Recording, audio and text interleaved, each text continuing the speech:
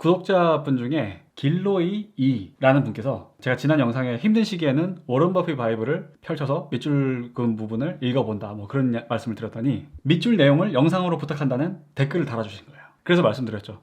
밑줄 친 걸 다 읽으려면 굉장히 길 것이다. 그랬더니 제가 편집을 잘 할 테니 상관없다 라고 말씀하셨어요. 그래서 고민을 해봤습니다. 어떻게 하면 이 좋은 것을 짧은 시간에 영상으로 만들 수 있을까? 고민 끝에 내린 결론은 그냥 아무 페이지나 펼쳐보고 아무 페이지에서나 나오는 밑줄을 그냥 읽어보자. 워런 버핏 바이블 랜덤 펼치기. 왜냐면 이게 정말 좋은 책인데 제가 영상에서 이 엑기스들을 다 공개해버리면 안 되잖아요. 돈 내고 사보라고 출판한 책이니까요. 이 책을 열심히 만든 분들을 위해서 5분짜리 티저 광고를 만들어보자. 그런 의도를 가지게 된 거죠. 그래서 오늘 영상은 워런 버핏 바이블 랜덤 펼치기 편으로 준비해봤습니다. 제가 오늘의 영상을 위해서 특별히 준비한 게 있어요. 보이나요? 잘 보이시나요? 네, 제가 취미로 티셔츠를 디자인해서 입고 하는데 요번에 이 장도 안 좋고 이럴 때 투자에 도움이 되는 티셔츠를 한번 만들어보자. What would Buffett do?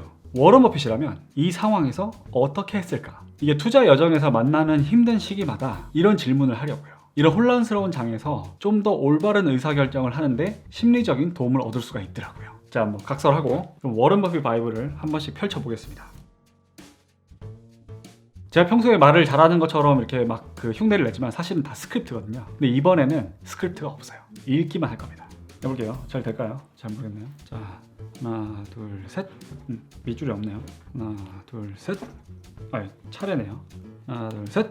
펀드 상담사들은 흔히 롱숏, 매크로, 국제 주식 같은 스타일 박스를 애용합니다. 그러나 버크셔가 사용하는 유일한 스타일 박스는 현명함입니다. 이게 개인 투자자들에게도 굉장히 중요한 교훈 중에 하나예요. 펀드라든지 기관이 자산을 운용할 때는 매 분기마다 실적을 내야 되기 때문에 베타를 낮출 필요가 있어요. 어떤 장세가 오더라도 일정 부분 이상 수익을 내야 되는 그런 압박을 받고 있기 때문에 투자 전략을 정교하게 가져갈 수밖에 없어요. 특히 롱숏 같은 경우에는 장세가 안 좋아도 수익을 낼 수 있는 그런 것들을 노리고 만든 거잖아요. 그런데 결과적으로 보면 정교한 전략을 쓰는 거랑 그냥 옳은 행동을 하는 거랑 큰 차이가 안 나요. 특히 개인 투자자 같은 경우에는 마음껏 집중 투자를 할 수도 있고 굉장히 장기적인 관점에서 아주 오랫동안 몇 년 동안 보유를 할 수도 있고 그때 무조건 성과가 나는 행동을 할 필요가 없고 그저 필요할 때 제일 올바른 행동만 하면 되거든요. 그래서 버크셔가 사용하는 유일한 스타일 박스가 현명합니다. 이것도 궁극적으로는 버크셔 해더웨이라는 회사도 실적 압박에서 자유롭기 때문에 최대한 필요할 때 옳은 행동을 하는 것에 집중하겠다. 그런 메시지로 볼 수가 있을 것 같습니다. 또 펼쳐볼게요. 전문가가 아니라면 자신의 한계를 인식하고 매우 확실한 방법을 선택해야 합니다. 일을 단순하게 유지해야 하며 일확천금을 노려서는 안 됩니다. 이것도 비슷한 내용이죠. 일을 단순하게 유지한다는 것도 뭔가 우리가 굳이 200~300개의 유니버스를 가지고 있고 거기에 있는 모든 종목들을 세세하게 알고 있어야 할 필요도 없는 거예요. 내가 잘 이해할 수 있는 종목을 제대로 공부를 해서 그 종목만으로 수익을 내더라도 아무도 뭐라고 안 해요. 일확천금을 노려서는 안 되죠. 일확천금을 노리다가 손실 보고 깡통 차고 가족들이랑 사이 나빠지고 친구들 미워하게 되고 궁극적으로 내 자신을 미워하게 된 사람들이 자본시장의 유사 이래로 너무너무 많았어요. 또 한번 얘기해 보겠습니다. 자, 이거 좋네요.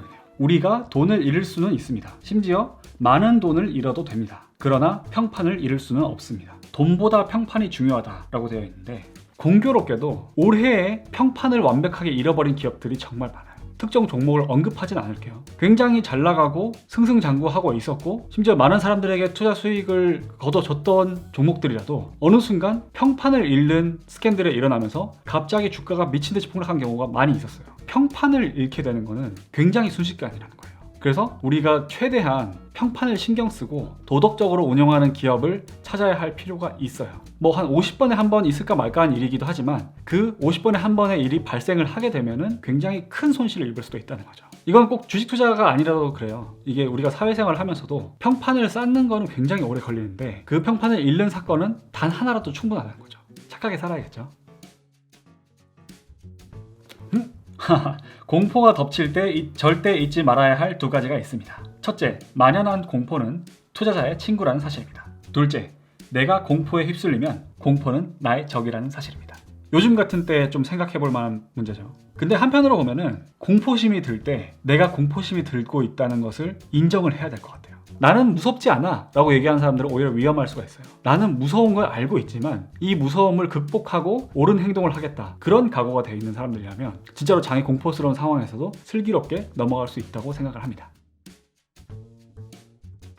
우리는 현금 대부분을 단기 국채로 보유하고 있으며 수익률을 조금 더 높이려고 다른 단기 증권에 투자하지 않습니다. 막대한 유동성 덕분에 우리는 두 다리 뻗고 편히 잡니다. 좀 뭔가 심약하고 심리적으로 쉽게 휘둘리는 사람이다. 엄격한 현금 보유가 수익률 측면에서는 손해를 볼 수도 있지만 오히려 방어력 측면에서 우위에 있을 수가 있거든요. 뭐 굉장히 유명한 슈퍼개미 분이 페이스북에 가끔 글을 쓰시는데 어떤 내용이냐면 개인 투자자들이 굉장히 많이 오해하는 부분 중에 하나가 그 연단위 수익률이라든지 시장 대비해서 혹은 다른 개인 투자자들 대비해서 얼마나 플러스 알파의 수익률을 올렸는지 그런 부분에 굉장히 얽매여 있는데 절대로 그럴 필요가 없다는 거죠. 나는 돈을 벌려고 주식시장에 뛰어들었는데 게임적인 심리 때문에 수익률 게임에 나도 모르게 빠지게 되는 거죠. 투자를 통해서 부자가 되는 과정은 내가 잃지 않고 유지만 하고 있으면 그런 그 시장이 주는 기회만 활용을 하더라도 예적금 하는 사람들보다는 훨씬 빨리 부자가 될 수 있어요. 마이너스를 내지 않고 잘 유지를 하고 있으면 그냥 수익의 기회가 생겨요. 그런 마이너스를 내지 않는 최고의 방법 중에 하나는 현금 유동성을 미리 확보해 두는 거죠. 나는 우리가 형편없는 기업들을 경영해본 덕분에 훌륭한 기업을 알아볼 수 있게 되었다고 생각합니다. 이 내용 자체는 워런 버핏이 초기 투자 때 대표적인 실패 사례가 버크셔 해서웨이 자체를 인수해버린 거잖아요. 그 얘기를 한 것 같아요. 그런데 이거는 개인 투자자들에게는 이렇게 적용해 볼 수가 있어요. 나쁜 투자를 해본 경험이 있으면 그 경험을 토대로 더 좋은 기업을 발굴하는 안목이 생기는 것 같아요. 왜 수많은 투자 선배님들이 나는 깡통을 2번 차봤습니다, 3번 차봤습니다 이렇게 말씀을 하시는 게 그 실패 사례가 주는 교훈은 정말 남다르거든요. 그런데 꼭 명심해야 되는 게 있어요. 그 실패를 토대로 성공을 하기 위해서는 이게 아무리 내 상처가 크고 이 상처를 다시 후비기 싫더라도 반드시 복귀를 해야 돼요. 무슨 이유 때문에 이 투자를 잘못했다고 생각을 하는지, 왜 그렇게 큰 손실이 났는지, 그런 실패의 이유를 디테일하고 집요하게 잘 연구를 해야지 더 나은 투자를 할 수가 있죠. 시장 예측가들이 우리의 귀는 채워주더라도 우리의 지갑은 절대로 채워주지 않습니다. 투자라는 거는 미래에 대한 불안감을 무조건 안고 가야 되는 활동이에요. 지극히 자연스러운 현상이에요. 이 필수적인 두려움을 포용하지 못하고 다른 수많은 사람들의 예측을 그냥 다 찾아보는 거예요. 재미난 게 투자가 미래의 결과에 따라서 수익이 오지만 미래를 예측하는 거는 생각보다 그렇게 중요하지가 않아요. 항상 강조하지만 미래를 예측하는 것보다 옳은 판단을 내리는 게 더 중요해요. 그 판단이라는 건 대응적인 측면도 포함되어 있어요. 요즘같이 나쁜 장일 때 우리가 어떻게 대응하냐에 따라서 우리의 미래 수익률이 훨씬 달라질 수가 있다는 거죠. 그런 예측들을 다 무시하라 이런 건 아니지만은 너무 맹목적으로 믿을 필요도 없고 그런 예측만 찾아다닐 필요도 없다는 거예요. 중요한 건 계속해서 경쟁력을 발휘할 수 있는 기업을 찾는 것뿐이에요. 네, 뭐 여러 가지 펼쳐봤는데 사실 이 책에서 이야기해주는 것에 비하면 정말 일부만 얘기를 한 거예요. 결과적으로 말씀드리면은 이 책 그냥 사세요. 그리고 최근에 나온 워런 버핏 라이브도 굉장히 소장 가치가 있는 책입니다. 그 워런 버핏 바이블이랑 워런 버핏 라이브 그 책 둘만 보더라도 한 몇 년은 다른 책을 안 봐도 될 것 같아요. 진짜.